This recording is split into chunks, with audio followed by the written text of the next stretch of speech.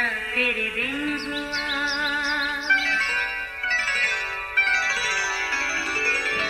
नया फिर दिन हुआ, पुरानी रात का करे सो शुक्र हम खुदा की जात का, खुदा की जात का नया फिर दिन हुआ।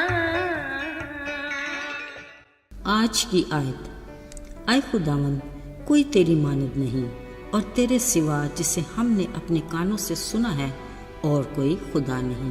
पहली तवारीख 17वां बाब 20वीं आयत। अजीज़ो, गुलामी से आज़ादी हासिल करना इंतहाई मुश्किल है, जिसके लिए बहुत कुर्बानी भी दी जाती है।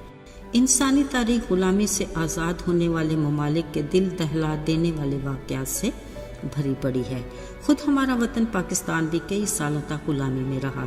फिर जब आज़ादी की जदोजहद शुरू हुई तो आज़ादी के दिन तक हमारे आबा व अजदाद इंतहाई कठिन मराहल से गुजरते रहे।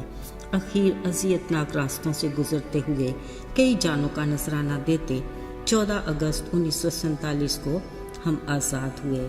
इसकी खुशी में हम यौम आज़ादी का जश्न भी हर साल मनाते हैं, मगर आज तक अपने उन मोहसिनों को याद करते और उन्हें खराज तहसीन पेश करते हैं, जिनकी बदौलत आज भी हम आज़ाद फ़ज़ाओं और ताज़ा हवाओं में सांस लेते और अपनी मर्ज़ी से ज़िंदगी जीते हैं।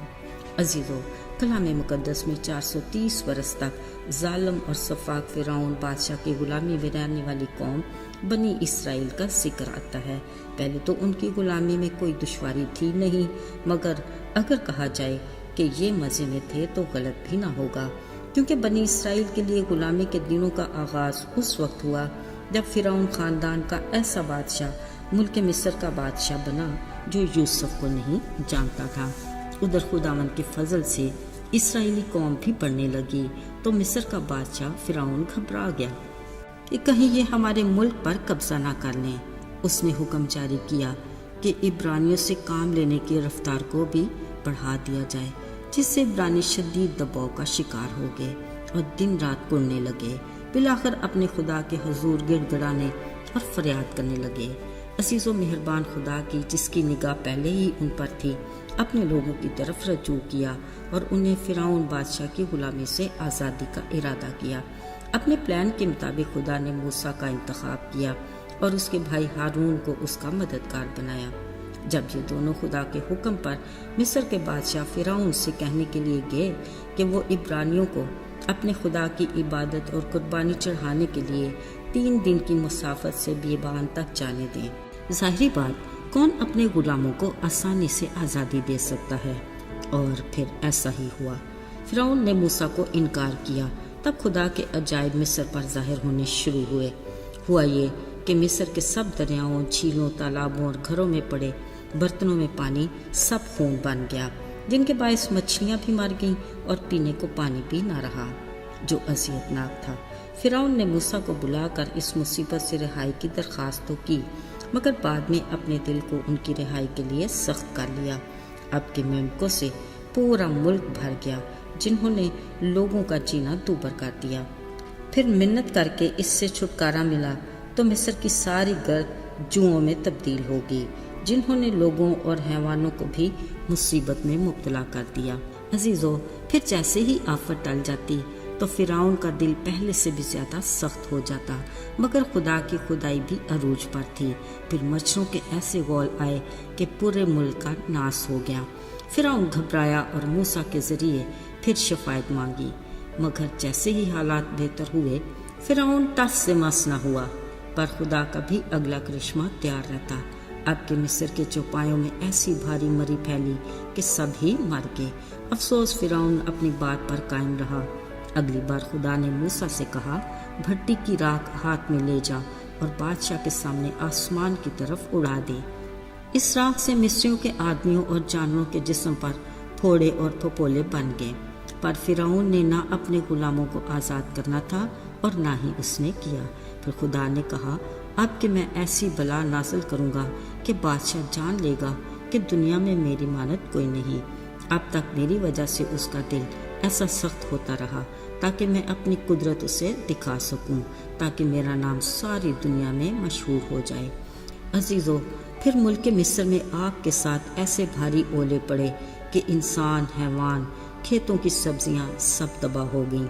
اگلے دن ٹڈیوں کے غول آئے، جو اولوں سے بچا وہ ٹڈیوں نے ہی چٹ کر لیا۔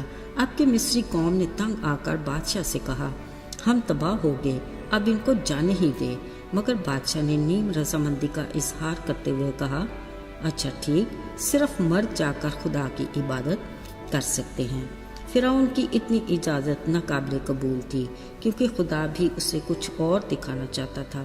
پھر ایسا ہوا، موسیٰ کے آسمان کی طرف ہاتھ اٹھانے کی دیر تھی کہ ملک میں 4 سو ایسی تاریکی چھا گئی جو 3 دن تک مسلسل جاری رہی، جس کے باعث نہ کسی نے کسی کو دیکھا اور نہ ہی کوئی اپنی جگہ سے ہلنے کے لائق ہوا۔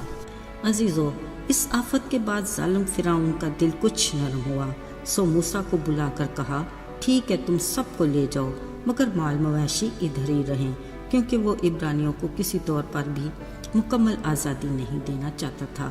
موسیٰ نے کہا، خدا کے حضور قربانی گزارنے کے لیے جانوروں کی ضرورت تو ہوگی۔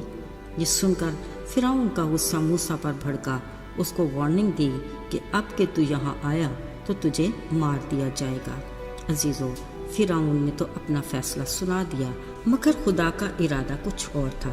اس نے موسیٰ سے کہا، اسرائیلی قوم سے بول، سب اپنے گھرانے کے لیے ایک بے عیب بنا لیں، جس کے گوشت کو بے خمیری روٹی اور کڑوے ساگ پات کے ساتھ پوری تیاری، یعنی کمر باندھ کر، جوتی پہن کر، ہاتھ میں لاٹھی لے کر، اپنی اس فسح کو جو خداوند کی فسح ہے کھانا، اور برے کا خون اپنے دروازوں کی چوکھٹوں پر لگا دینا۔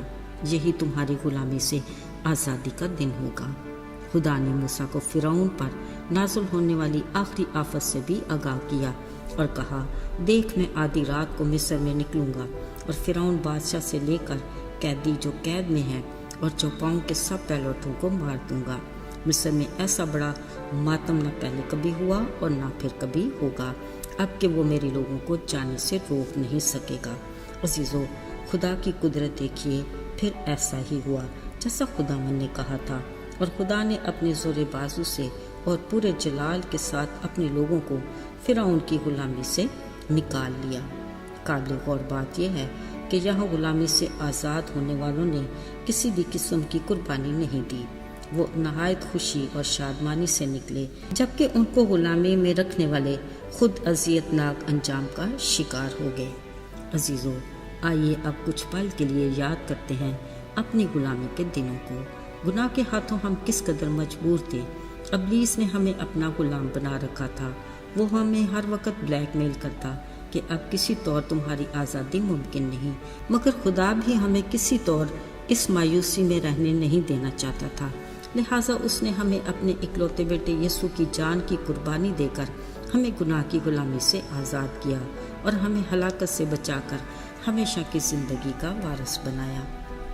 آئیے دعا کریں۔ اے آسمانی باپ، ہم تیرا شکریہ ادا کرتے ہیں کہ تو نے ہمیں گناہ کی دلدل سے نکالا اور ابلیس کی غلامی سے آزاد کرایا۔ ہماری اس آزادی کے لیے تو نے اپنے اکلوتے بیٹے یسوع کی جان کی قربانی دی۔ اس بڑے فضل کے لیے ہم تیرے شکر گزار ہیں، یسوع کے بابرکت نام میں، آمین۔